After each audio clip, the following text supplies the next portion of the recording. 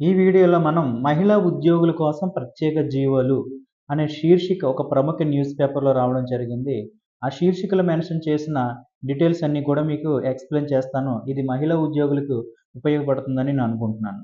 ఇక్కడ మనం శీర్షిక గమనించినట్లయితే రాష్ట్రంలో మహిళా ఉద్యోగులు అంటే మహిళా ప్రభుత్వ ఉద్యోగులుగా పనిచేస్తున్న ఎంప్లాయీస్‌కైతే కిందనిచ్చిన జీవోల ప్రకారంగా ప్రభుత్వం ఇచ్చిన జీవోల ప్రకారంగా వారికైతే రాయితీలని గవర్నమెంట్ ఇచ్చిందనమాట. ఆ రాయితీలు ఏంటో ఒకసారి చూద్దాము. ఫస్ట్ పాయింట్ వచ్చేసరికి మహిళా ఉద్యోగులకు 5 సీఎల్ అధికం. అంటే మేల్ ఎంప్లాయీస్‌తో పోలిస్తే, పురుష ఎంప్లాయీస్‌తో పోలిస్తే మాత్రం మహిళలకైతే గవర్నమెంట్ ఆర్గనైజేషన్స్‌లో 5 సీఎల్ అధికంగా ఇస్తారు. ఆ 5 సీఎల్ అధికం జియో ఎంఎస్ నంబర్ 374 అనమాట. 1996 మార్చి 16 అయితే జియో ఎంఎస్ నంబర్ 374 రావడం జరిగింది. అదేవిధంగా సెకండ్ పాయింట్ గమనించినట్లే ఫ్యామిలీ ప్లానింగ్ ఆపరేషన్ చేయించుకుంటే మాత్రం 14 రోజులు సెలవు ఇస్తారనమాట. Family planning operations. అది జిఓఎంఎస్ నెంబర్ 1415 ఎప్పుడొచ్చిందంటే అది 1968లో అయితే రావడం జరిగింది. మనకి జూన్ 10వ తారీఖున అనమాట. థర్డ్ పాయింట్ వచ్చేసినట్టుకి మొదటి ఆపరేషన్ ఫెయిల్ అయితే రెండో ఆపరేషన్ కూడా 14 రోజులు సెలవిస్తారనమాట. అది జిఓఎంఎస్ నెంబర్ 124 1982 ఏప్రిల్ 13వ తారీఖునైతే జిఓఎంఎస్ నెంబర్ 124 రావడం జరిగింది. ఫోర్త్ పాయింట్ వచ్చేసరికి లూప్ వేయించుకున్న రోజు కూడా స్పెషల్ లీవ్ ఇస్తారనమాట. సో లూప్ వేయించుకున్న రోజు కూడా స్పెషల్ లీవ్ ఇస్తారు. అది జిఓఎంఎస్ నెంబర్ 128 1982లో మనకి ఏప్రిల్ 13 అయితే రావడం జరిగింది. ఫిఫ్త్ పాయింట్ వచ్చేసరికి ఆపరేషన్ తర్వాత పిల్లలు చనిపోతే తర్వాత రికానలైజేషన్స్ చేయించుకున్న ఉద్యోగి అయితే మాత్రం 21 రోజులు ఇస్తారనమాట. అది జిఓఎంఎస్ నెంబర్ 102 ఎప్పుడు వచ్చిందంటే 1981లో వచ్చిందనమాట. సిక్స్త్ పాయింట్ వచ్చేసరికి గర్భసంచి తొలగింపు ఆపరేషన్ చేయించుకున్నప్పుడు.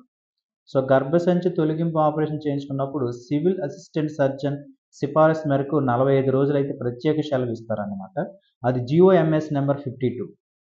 అది 2011 ఏప్రిల్ 1వ తారీఖునైతే జిఓఎంఎస్ నెంబర్ 52 ప్రకారంగా 45 రోజులైతే స్పెషల్ లీవ్ అయితే ప్రత్యేక సెలవు అయితే ఇస్తారనమాట. సెవెంత్ పాయింట్ చూసినట్టయితే 180 రోజులు ప్రసూతి సెలవులు ఇస్తారనమాట.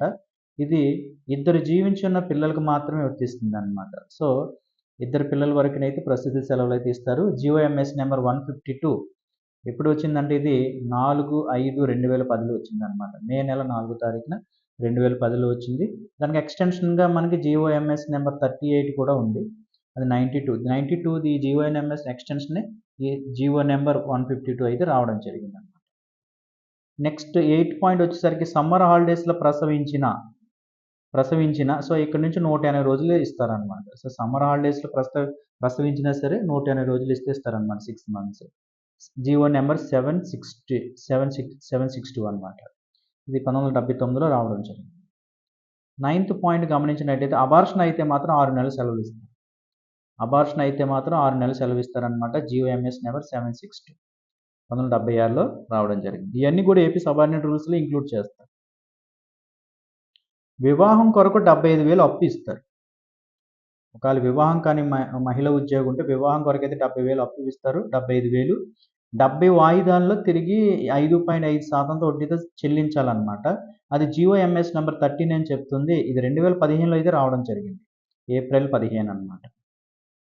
11th పాయింట్ వచ్చేసరికి ప్రభుత్వ ఉద్యోగుల్లో మహిళలకు 33% రిజర్వేషన్ కల్పిస్తూ సబార్డినేట్ సర్వీస్ రూల్స్ నిబంధన 22 ద్వారా వెసులుబాటు కల్పించారన్నమాట.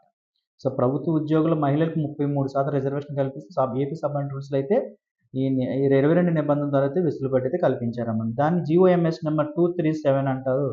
1996 మే 28 అయితే రావడం జరిగింది. 12వ పాయింట్ అంటే ఉద్యోగ కల్పనకు సంబంధించి మహిళల పట్ల అమలవుతున్న వివక్ష నిర్మూలించడానికి ఉద్యోగ కల్పనలో సమానత్వం సాధించడానికి ఉద్దేశించిన మార్గదర్శకాలు అయితే మాత్రం జిఓఎంఎస్ నెంబర్ 27 ప్రకారంగా 2004 జనవరి 9న అయితే రావడం జరిగిందన్నమాట. 13th పాయింట్ గమనించినట్లయితే మరణించిన ప్రభుత్వ ఉద్యోగి వివాహిత కుమార్తెకి అయితే కారుణ్య నియామకం అధికం ద్వారా కూడా ఇస్తారన్నమాట. ఉద్యోగం కల్పిస్తారన్నమాట.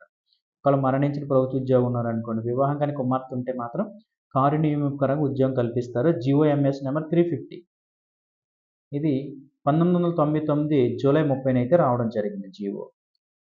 14 పాయింట్ చూసినట్లయితే అవివాహిత అంటే పెళ్లి కాని ప్రభుత్వ ఉద్యోగాన్ని మరణించిన సందర్భంలో ఆ ఉద్యోగం మీద ఆధారపడిన చెల్లెలకు కారుణ్య నియామకం ద్వారా ఉద్యోగం అవకాశిస్తారన్నమాట.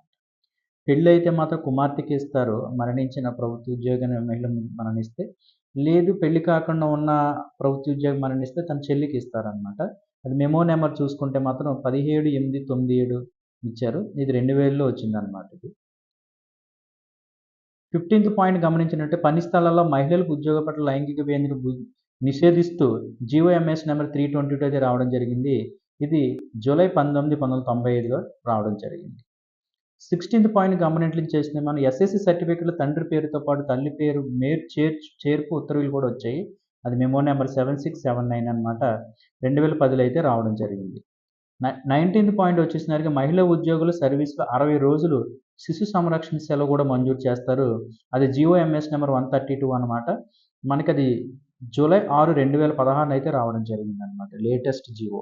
సో, ఈ విధంగా 19 జీవోలైతే మహిళా ఉద్యోగులకు రాయితీని కల్పిస్తూ స్టేట్ మన ఆంధ్రప్రదేశ్ ప్రభుత్వము వెసులుబాటు అయితే రాయితీ అయితే కల్పించిందనమాట. ఈ 19 జీవోల ప్రకారంగా మహిళా ఉద్యోగులకు సెలవులు ప్లస్ రాయితీని కూడా కల్పిస్తుందనమాట. సో, ఇది మహిళా ఉద్యోగులకి అందరికి ఉపయోగపడుతుంది కాబట్టి ఈ వీడియో షేర్ చేసుకోండి. మీకు లీవ్స్ పెట్టినప్పుడు ఈ లీవ్స్ మెన్షన్ చేస్తూ జీవో నెంబర్‌ని మెన్షన్ చేస్తూ మీరు లీవ్స్ పెట్టుకుంటే ప్రభుత్వ అధికారులు మీకు లీవ్స్ కూడా మంజూరు చేయడం ఈజీ అవుతుందనమాట. సో, అందరికీ మహిళా ఉద్యోగులకు ఉపయోగపడుతుందని అనుకుంటున్నాను.